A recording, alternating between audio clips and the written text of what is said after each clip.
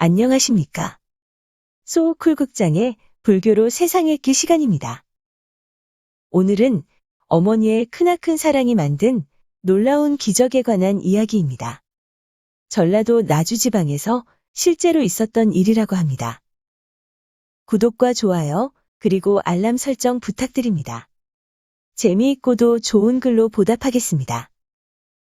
옛날이라지만 100년이 채 지나지도 않은 일제강점기에 전라도하고도 나주 땅에서 있었던 이야기다.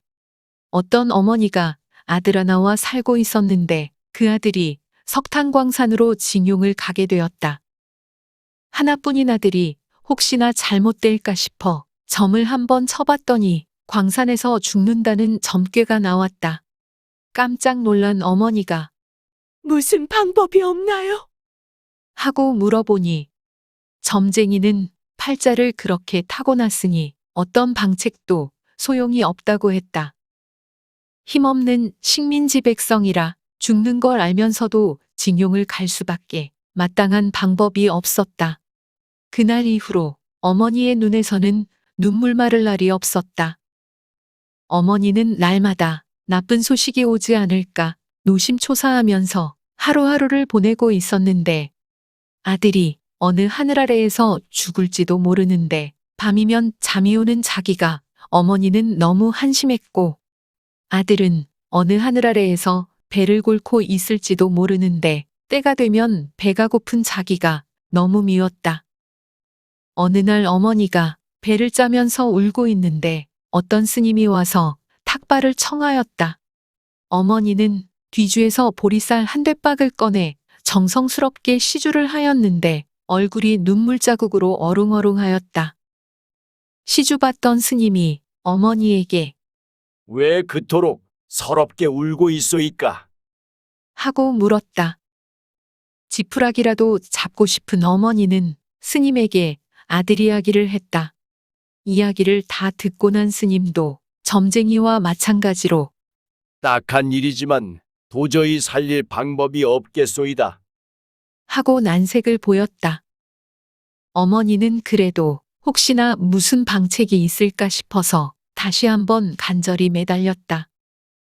스님, 무슨 방법이라도 좋으니 우리 아들 살리는 방법 좀 가르쳐 주세요. 네, 무엇이든지 다 하겠습니다. 혹시 내 목숨과 바꾸는 방법은 없을까요? 시주님, 그런 말씀 마시오. 목숨과 목숨을 바꾸다니. 말을 끝내고 난 뒤에도 가슴이 아픈지 차마 떠나지 못하던 스님이 마침내 마음을 굳힌 듯 말문을 열었다. 수행자로서 천명을 누설하는 것이 과연 옳은 일인지는 잘 모르겠소이다. 그렇지만 자식을 위하여 목숨까지 버리려는 어머니보다 더 지극하고 옳은 것이 이 세상에 과연 있는지도 잘 모르겠습니다. 그래서 하나의 방편을 권해보기는 하겠습니다만 그 방법이 효과가 있을 줄은 확신할 수 없소이다. 그래도 다른 방법이 없으니 아들에 대한 어머니의 지극한 사랑이 하늘을 감동하게 할지도 모르지요. 어머니가 간절한 눈빛으로 고개를 끄덕끄덕하자 스님은 그 구체적인 방법과 일시를 말한 다음 덧붙였다. 절에 돌아가면 빈승도 아드님을 위해 100일 기도를 드리리다. 그런 다음 스님은 뒤도 안 돌아보고 그 집을 떠났다. 얼마 후 그날이 되자 어머니는 스님이 가르쳐 준 대로 하나도 빠짐없이 그대로 실행하였다. 원래 하늘은 자시에 열리고 땅은 축시에 어둠에서 풀리니 사람은 인시에 잠에서 깨어나야 합니다.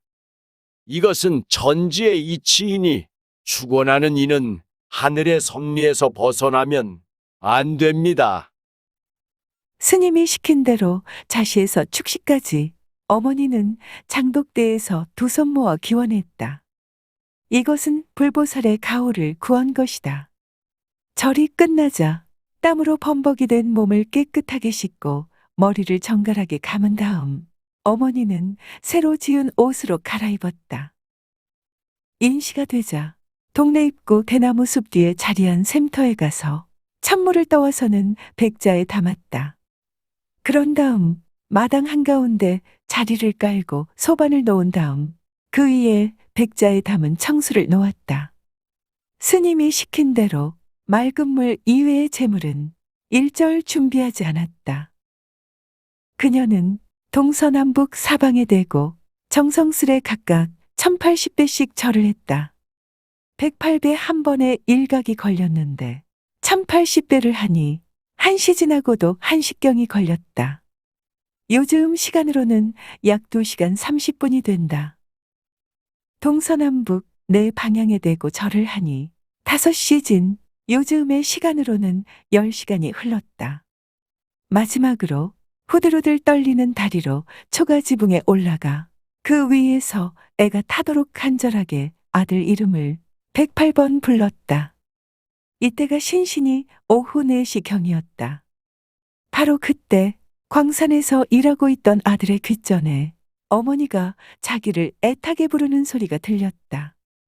그 소리가 너무나 가깝고 뚜렷했으므로 혹시나 어머니가 자기를 찾아왔나 해서 아들은 황급히 막장 밖으로 뛰어나왔다.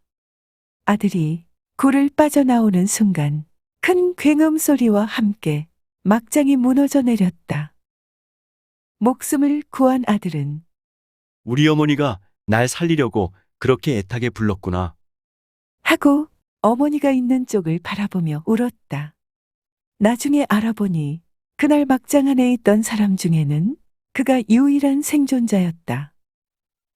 그 일이 생긴 뒤로도 한참의 세월이 지난 후에야 징용을 다 마친 아들이 돌아왔는데 아무 탈 없이 건강하게 집으로 돌아온 아들을 보고 어머니는 너무 좋아서 눈물을 흘리면서 아들을 꽉 껴안고 시간 가는 줄 모르고 기쁨을 나누었다. 아들은 저녁에 광산에서 자기가 겪었던 기적 같은 일을 어머니께 자세히 이야기하였고 아들 이야기를 다 들은 어머니도 시주하러 왔던 스님이 시키는 대로 했던 일을 아들에게 말해 주었다. 서로의 이야기를 들은 어머니와 아들은 너무 놀랍고 신기하다는 생각이 들 뿐이었다. 어머니와 아들은 시주하러 왔던 그 스님에게 마음을 다해 감사하는 마음으로 어디에 있는 절인 줄은 몰라도 마당으로 나와서 동서남북을 향하여 연신절을 해대었다. 그 후로 어머니와 아들은 참한 처자를 새 식구로 맞이하여 행복하게 잘 살았다고 한다. 들어주셔서 고맙습니다. 용어 풀어 올리겠습니다. 빈승은 가난한 승려라는 뜻입니다. 의미와는 별도로 흔히 승려가 자기를 겸손하게 지칭하는 말이기도 합니다. 자신은 밤 12시경, 즉 삼경입니다. 축신은 새벽 2시경, 즉 사경입니다. 인시는 새벽 4시경, 즉 오경입니다. 일각은 약 15분 정도, 한시지는 약 2시간입니다. 식경은 약 30분 정도, 일식경은 밥 한 끼를 먹을 정도의 시간입니다. 신시는 오후 4시경입니다. 막장은 갱도의 막다른 곳입니다. 참고문헌 및 자료 출처 소개해 올리겠습니다. 광주광역시 북구문화원, 문화와 역사, 전설 설화 가운데 어머니의 큰 사랑이라는 꼭지가 모본입니다. 한국민족문화 대백과사전, 국립중앙박물관, 국립민속박물관 그리고 한국학중앙연구원의 기사와 사진을 빌렸습니다. 간송미술관 소장품과 구례 천은사의 아미타불 사진을 빌렸습니다. 안희호 기자의 가장 어두운 곳에서 지역에 비치된 광산, 강원도민일보 기사를 빌렸습니다. 류승환 감독의 2017년 영화 군함도에서 몇 장면 캡처했습니다. 위키백과와 나무위키의 기사와 사진을 빌렸습니다. 조선시대화가 김홍도와 신윤복의 그림 몇 점을 빌렸습니다. 이리사마레프, 핀터레스트, 크라우드픽, 픽스타 그리고 게티 이미지뱅크의 사진과 일러스트를 빌렸습니다. 소우 쿨극장은 일주일에 3번, 매주 화요일, 목요일 그리고 토요일 오전 10시에 이야기를 올립니다. 고맙습니다. 다음에 만날 때까지 안녕히 계셔요.